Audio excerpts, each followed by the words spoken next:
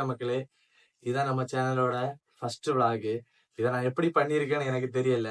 என்னால முடிஞ்ச அளவுக்கு என்கிட்ட இருக்கிறத வச்சு நான் பண்ணியிருக்கேன். இதுல எது நல்லா இருக்கு, எது நல்லா இல்ல, இல்ல உங்களுக்கு இந்த வீடியோல என்ன பிடிச்சிருக்கு, இல்லைன்னா இந்த வீடியோல என்ன சேஞ்ச் பண்ணா நல்லா இருக்கும் அப்படின்னு உள்ளதை மறக்காம கமெண்ட் பண்ணிருங்க. அதுக்கு முன்னாடி இந்த வீடியோவை லைக் பண்ணி சேனலையும் சப்ஸ்கிரைப் பண்ணி வச்சுக்கோங்க. வாங்க வீடியோக்குள்ள அடிப்பலாம். இதுதான் நம்ம மாத்தூர் தொட்டிப்பாலம் என்ட்ரன்ஸ். அப்படியே உள்ள போய் பார்த்தா செம க்ரௌடு.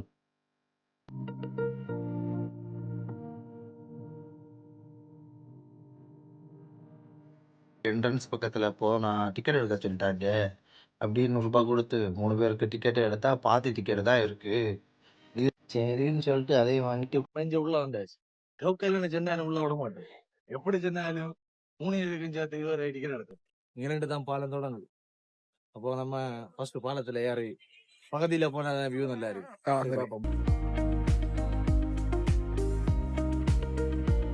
இந்த பாலத்தை பற்றி சொல்லணும்னா ஏசியாலேயே வந்துட்டு 2வது பெரிய பாலம், பெரிய தொங்கும் பாலம்னு சொல்லலாம்.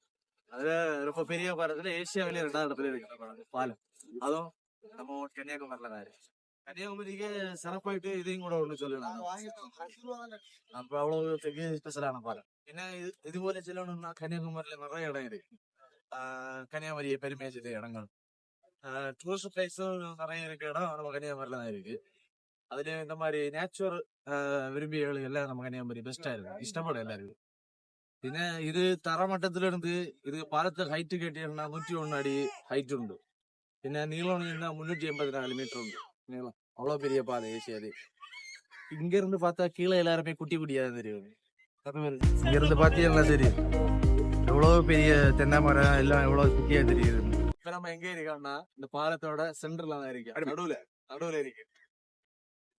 ஏன் ட்ரெஸ் மாதிரி இருக்குன்னு கேட்காதீங்க.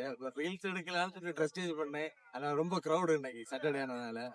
திரும்ப இந்த பாலம் எதுக்கு கட்டினாங்கன்னு தெரியுமா? காமராஜர் ஐயா இந்த பாலத்துக்கு அந்த பக்கம் இருக்க மக்களுக்கு விவசாயத்துக்கு தண்ணி கொண்டு போகணும்.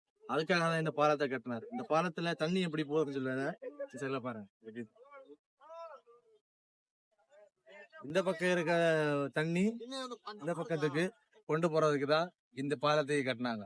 நானும் ஈஸியா நடந்து வந்துடலாம்னு நினைச்சேன். 384 மீட்டர் தான். எனக்கு நடக்கும் போதுதான் தெரியுது எவ்வளவு லெந்தா இருக்குன்னு. அத்தம் போறது லாஸ்ட் போறது முன்னாடி நான் ஒரு வழி ஆயிடுவேன் நினைக்கிறேன். அத்தம் போயிட்டு லாஸ்ட் எண்ட்ல போயிட்டு இந்த பாலத்தோட எண்டு எப்படி இருக்குன்னு காமிச்சு தரேன். நான் ஒரு வழி ஆயிடுச்சு.